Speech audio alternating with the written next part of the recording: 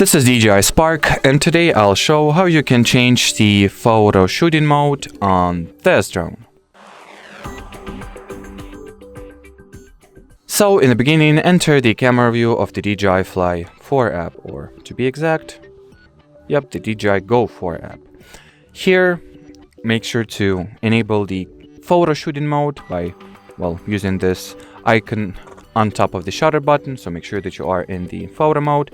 Then open adjustments or settings by pressing the icon below shutter button and go into the second section that looks like a camera pretty much. And here you can switch between single shot, burst mode of 3 photos, the AEB mode, set intervals or enter the interval photo mode, shallow focus or panoramic. And as far as this video goes, that'll be it. So thanks for watching and bye bye.